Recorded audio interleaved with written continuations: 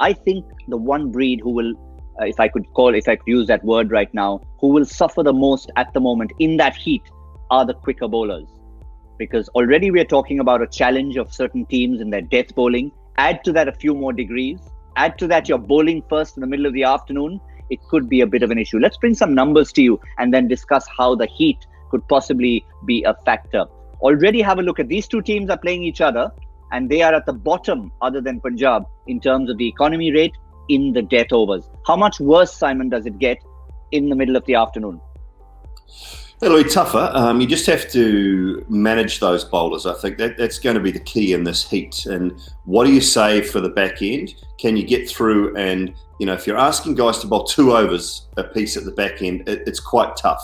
Navdeep Saini, supremely fit. Should be okay with it. Udana should be okay with it. I mean, he comes from a very, very warm place anyway. I mean, Sri Lanka is just muggy and hot at the best of times. So he should be okay with it. So I'd be looking at those two to rectify some of those numbers at the back end of the tournament.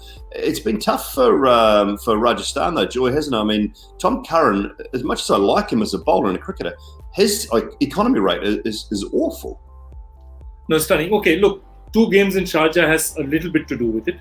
But it's not everything to do with it. I absolutely agree. And their problem is that last time they were using Ankit Rajput out there and they had the option of bowling much more of Jofra early.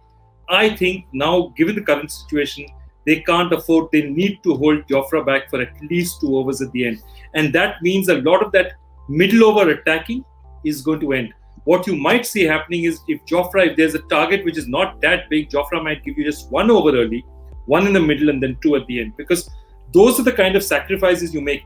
And I think what I like about RCB is at least they have now committed. Okay, Isuru Udana and Navdeep Saini are our death bowlers. And at least it's a commitment to some sort of a pattern that they need to establish some sort of positive patterns moving forward. Yeah, but it's really, really tough for both teams. Not easy. However, saying that, they're sitting, at least they'll say this is not Sharjah, which would be a huge Fair enough, but one more factor when you use the word rectify, Simon, in your mind, can you quickly rectify 104 and 6 overs that you've just conceded in your last game? I'm not sure.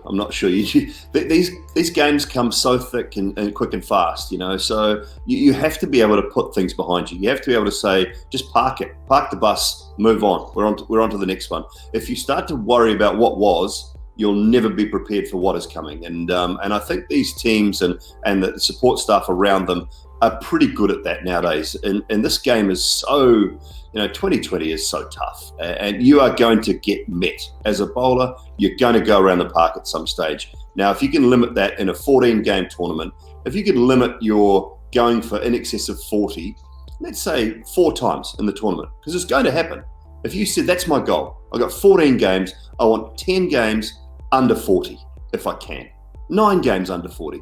And that's realistic. So, and at some stage, you're going to go for 50. It is just the way the tournament is and the quality of the batting. And that's, if you can get that through, sometimes they say the bowler's thick head, then you'll be okay with it.